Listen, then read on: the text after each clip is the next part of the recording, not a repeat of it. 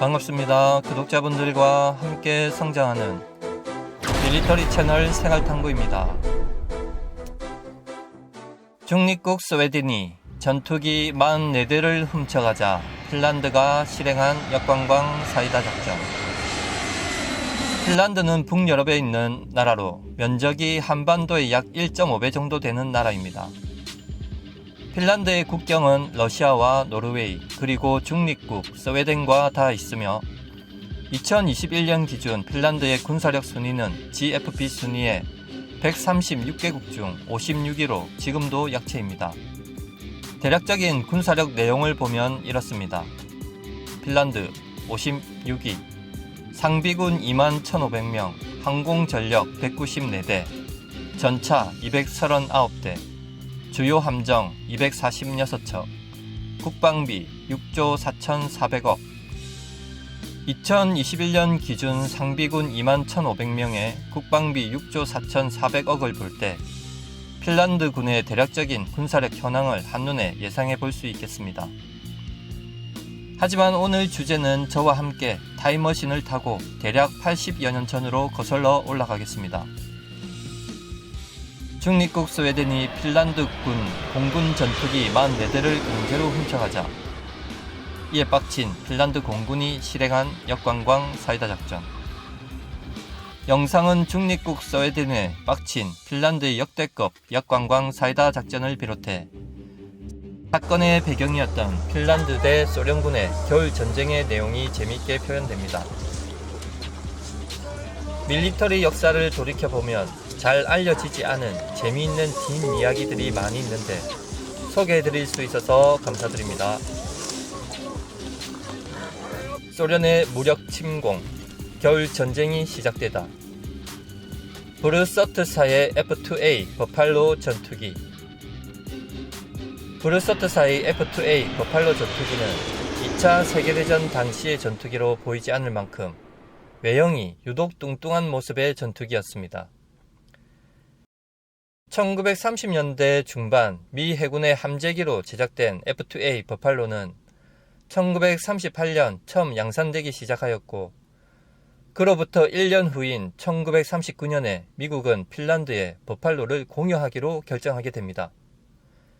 당시 핀란드는 소련의 침공으로 겨울 전쟁이 발발하면서 국제사회의 도움을 청하고 있었습니다. 그런데 당시 양산 후 1년밖에 되지 않은 최신 기체를 미국으로부터 공여받기로 한 핀란드의 입장에서는 상당히 파격적이었죠. 최신 기체를 무려 44대나 인수받기로 했으니까요. 당시 소련의 위협에 놓인 유럽 국가들은 미국에 아무리 부탁을 해도 겨우 3대에서 5대, 많으면 10대 미만 정도밖에 도입할 수 없었습니다. 덕분에 버팔로는 생산국 미국이 아닌 핀란드에서 실전 대비를 하였고 미국 제식명은 F2A, 핀란드에서는 B239로 명명된 버팔로는 지금도 핀란드 국민에게는 핀란드를 구한 전설의 전투기로 기억합니다. 겨울 전쟁은 1939년 11월 30일에서 1940년 3월 13일까지 소련의 핀란드 침공으로 겨울 기간 동안 양국이 벌였던 전쟁입니다. 국경 문제로 양측이 1932년에서 34년에 상호 불가침 조약을 맺었지만 소련의 스탈린은 호시탐탐 핀란드를 노리고 있었습니다. 나치 독일과 소련도 서로 불가침 조약을 맺고 있었는데 내용에는 소련이 핀란드를 먹겠다는 암묵적인 협약도 있었습니다.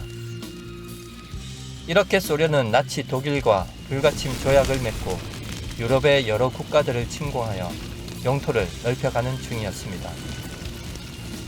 소련은 핀란드 침공의 구실로 국경지대의 일부를 빌려달라고 하였고 핀란드는 이를 단칼에 거절하자 소련은 국경 지역에서 핀란드가 먼저 공격했다는 거짓을 명분으로 대대적인 핀란드 침공을 시작합니다. 시벌로스키, 자네가 핀란드 군복으로 갈아입고 나를 먼저 때려 볼라스키. 우랴. 소련이 전쟁의 명분을 만들기 위해서 실행한 꼼수는 결국 성공했고 이렇게 핀란드는 소련의 침략에 맞서 겨울 전쟁을 시작했습니다. 해당 사진은 겨울 전쟁을 세계에 알렸던 유명한 사진이죠. 겨울 전쟁 당시 양국의 병력과 주요 피해 규모를 알아보면 전력 핀란드 병력 25만에서 35만, 전차 32대, 항공기 115대, 소련 42만 명에서 100만 명, 전차 2,500대에서 6,500대, 항공기 3,880여 대. 피해 규모는 핀란드가 7만여 명이 피해를 받고 전차 30대 파손, 항공기 62대가 손실되었고 소련은 36만여 명이 피해를 받고 전차 300대 파손, 항공기 1000여 대 손실. 겨울 전쟁 결과는 소련이 핀란드에 이겼지만 압도적 전력에도 불구하고 소련은 휴바국 핀란드에 막대한 피해를 입었습니다. 당시 양국의 전력을 비교하는 것 자체만으로 미안한 지경이지만 핀란드 군에는 뛰어난 지략가이자 백전노장인 카를 구스타프 만네르헤임이 있었기에 소련도 큰 피해를 입었었죠.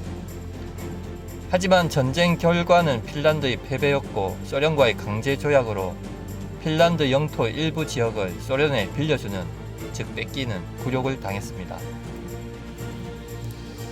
그런데 미국에서 공여받기로 했던 버팔로 전투기의 활약은 겨울 전쟁 당시 핀란드 공군의 주력이 되어줄 것으로 믿었던 미국에서 공여받기로 했던 버팔로 전투기 44대는 생뚱맞게 겨울 전쟁이 끝난 후에 핀란드 공군이 받아볼 수 있었는데, 겨울 전쟁 중 핀란드와 소련 양군의 항공 전력 규모와 피해 규모입니다.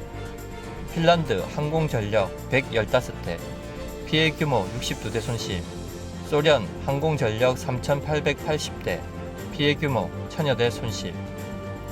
피해 규모에서 보듯이 만약 전쟁이 끝나기 전에 휘바국에 버팔로 44기가 도입되었더라면 소련 항공기 피해 규모는 훨씬 많았을 겁니다. 그리고 전설이 시작되는데, 미국이 핀란드에 공유했지만 스웨덴이 자국 방위를 위해 훔친 F2A 버팔로 전투기. 핀란드 육군은 소련의 막강한 전차 군단을 상대로 추운 날씨와 지형을 이용해 필사 항전 중이었지만 공군 전력의 도움이 절실했습니다. 지상에서 소련의 전차 대군에 맞서 목숨을 내놓고 싸웠지만 미국에서 온다던 F2A 버팔로 전투기는 감감무소식이었습니다. 또한 이때 핀란드 육군은 보급까지 끊기면서 지상군들은 나무 껍질을 삶아 먹으면서 전투를 수행하고 있을 즈음 버팔로 전투기 44대가 중간 경유지인 스웨덴에 도착했다는 소식이 들렸고, 하루빨리 버팔로를 타고 고전 중인 지상군을 지원할 수 있는 날을 기대하고 있었습니다. 하지만 희망도 잠시. 당시 스웨덴은 이웃나라인 덴마크와 노르웨이가 독일에 침공당하는 것을 보면서 정말 황당한 결정을 해버립니다. 스웨덴은 독일의 침공이 시작될 거라고 생각해 핀란드로 갈 예정인 버팔로 44대를 강제로 압수해 자기들이 가져버립니다. 저기 저거 우리가 돈 주고 산 건데 우리가 먼저 쓰고 줄게. 육군으로 일단 더 버텨봐. 됐고 가져갈 수 있으면 직접 기름을 채워서 갖고 가시던지요.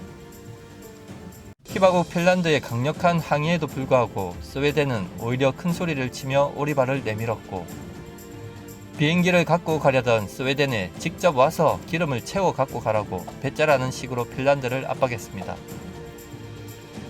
실제로 빡칠 대로 빡친 핀란드 조종사들은 연장을 챙겨 들고 스웨덴으로 쳐들어가려고 했으나 스웨덴까지 가서 44대의 전투기를 삼엄한 경비를 뚫고 기름을 채워 탈취한다는 것은 거의 불가능한 작전처럼 보였습니다.